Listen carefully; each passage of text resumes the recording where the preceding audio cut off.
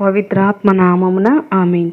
ప్రియ దేవుని బిడ్డలారా, మరి ఈనాటి దివ్య బలి పూజ పాఠనాల ధ్యానాంశానికి మిమ్మల్ని అందరినీ కూడా ప్రేమతో ఆహ్వానిస్తున్నాను. ఏప్రిల్ 8వ తారీఖు బుధవారం. ఈనాటి మొదటి పాఠనము అపోస్తుల కార్యములు 3వ అధ్యాయం 1వ వచనం నుండి 10వ వచనం వరకు. ఈ యొక్క వాక్యంపై ఆత్మీయంగా దేవుని యొక్క కృపకు పాత్రలమగినట్లు ధ్యానించుదాం.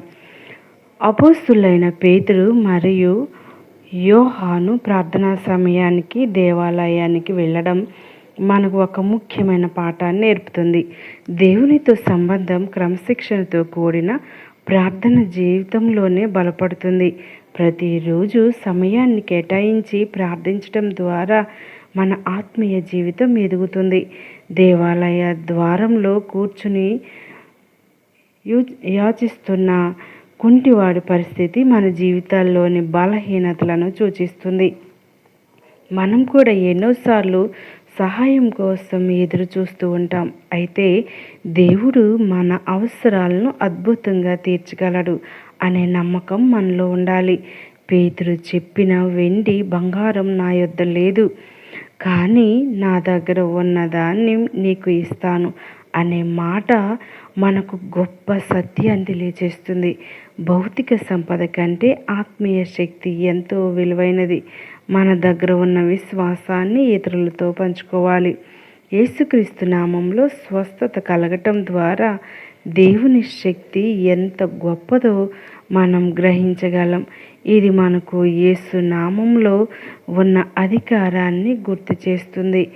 మన సమస్యల్లో కూడా ఆ నామాన్ని విశ్వాసంతో పిలిస్తే మార్పు జరుగుతుంది.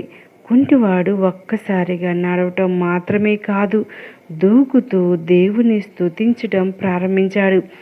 ఇది దేవుని కార్యం మన జీవితాల్లో జరిగితే మనం ఆనందంతో ఆయన్ను స్తుతించాలి అని సూచిస్తుంది. కృతజ్ఞత భావం మన హృదయాన్ని నింపాలి.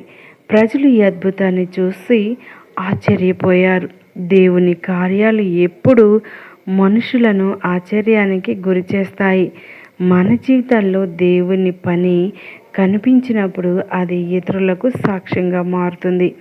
ఈ సంఘటన మనకు విశ్వాసం మరియు కార్యం కలిసి ఉండాలి అని నేర్పుతుంది. పేతురు కేవలం మాటలు చెప్పలేదు, విశ్వాసంతో చర్య తీసుకున్నాడు. మనం కూడా దేవునిపై నమ్మకంతో ముందుకు సాగాలి. ఈ భాగం మనకు ఒక గొప్ప ఆశని ఇస్తుంది. దేవుడు అసాధ్యాన్ని సాధ్యం చేయగలడు. మన పరిస్థితి ఎంత కష్టమైనదైనా ఆయన చేతిలో మార్పు సాధ్యమే. కాబట్టి మనం విశ్వాసంతో ఆయనను ఆశ్రయించాలి. మరి ఈనాటి సువార్త పఠనాన్ని చూసినట్లయితే లూకా సువార్త 24వ అధ్యాయం 13వ వచనం నుండి 35వ వచనంపై ఆత్మీయమైన పాఠాలు, గంభీరమైన ధ్యానించుదాం. ఈ యొక్క సువార్త పట్టణంలో ఎమ్మవుకు వెళ్తున్న ఇతరు శిష్యుల కథ మన ఆత్మీయ ప్రయాణాన్ని ప్రతిబింబిస్తుంది. వారు నిరాశతో అయమయంతో నిండిపోయి యెరూషలేమును వదిలి వెళ్తూ ఉన్నారు.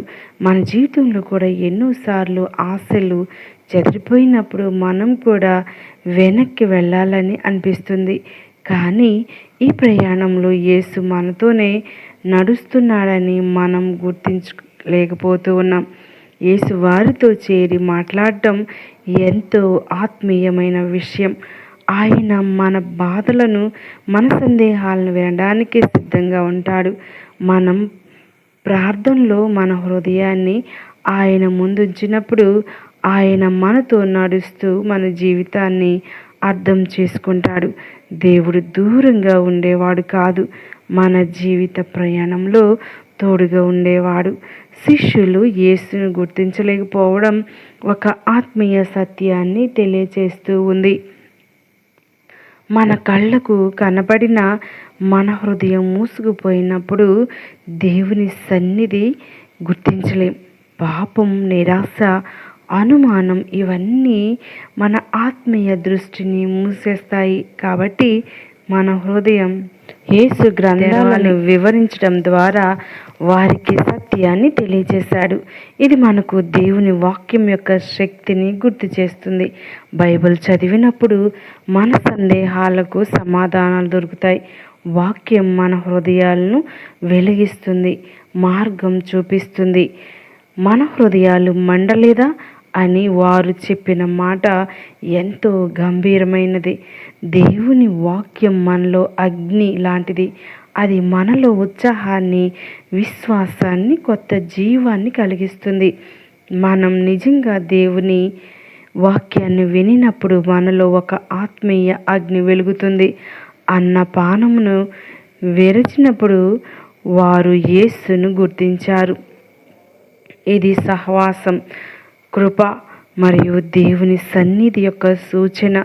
మనం ప్రార్థనలో, ఆరాధనలో మరియు పవిత్ర సహవాసంలో పాల్గొన్నప్పుడు యేసు మనకు ప్రత్యక్షమవుతాడు. ఆయనను అనుభవించే స్థలం ఇదే. యేసును గుర్తించిన వెంటనే వారు తిరిగి యెరూషలేముకు వెళ్ళడం మనకు ఒక ముఖ్యమైన పాఠం. దేవుని అనుభవించిన వారు నిశ్చలంగా ఉండలేరు.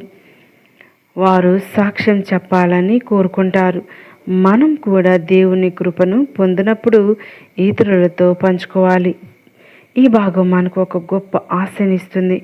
నిరాశలో ఉన్నప్పటికీ దేవుడు మనతో ఉన్నాడు. మన ప్రయాణంలో ఆయన మనలను వదిలిపెట్టడు. కాబట్టి మనం మన హృదయాన్ని తెరచి ఆయన వాక్యాన్ని వింటూ ఆయన సన్నిధిని అనుభవిస్తూ ముందుకు సాగాలి. ప్రియ స్నేహితులారా, ఆయన మన జీవితాన్ని మారుస్తాడు. మరి కళ్ళు మూసుకోండి, ప్రార్థన చేద్దాం. ప్రియమైన పరలోక తండ్రి, ఈ పవిత్ర సమయంలో నీ సన్నిధిలోకి వచ్చి మా హృదయాలను మీకు సమర్పిస్తూ ఉన్నాం. ఎమ్మావుకు వెళ్ళిన శిష్యుల వల్లే ఎన్నోసార్లు మేము నిరాశతో, సందేహాలతో నిండిపోతూ ఉన్నాం. కానీ ప్రభువా, నీవు మా జీవిత ప్రయాణంలో మాతో కలిసి నడుస్తున్నావని ఈరోజు మాకు గుర్తు చేసినందుకు నీకు కృతజ్ఞతలు. ప్రభువైన యేసయ్య, మా కళ్ళను తెరిచి నీ సన్నిధిని గుర్తించడానికి మాకు సహాయపడండి. ఈ వాక్యం విన్నప్పుడు మా హృదయాలు మండేలా చేయము. మా సందేహాలను తొలగించి విశ్వాసాన్ని పెంపొందించుము. నీవు విరిచిన ఆ రొట్టె ద్రాక్ష రసాలను మేము నిన్ను అనుభవించినట్లు ప్రతిరోజు మా జీవితాల్లో నీ సన్నిధిని అనుభవించేలా కృపను అనుగ్రహించు.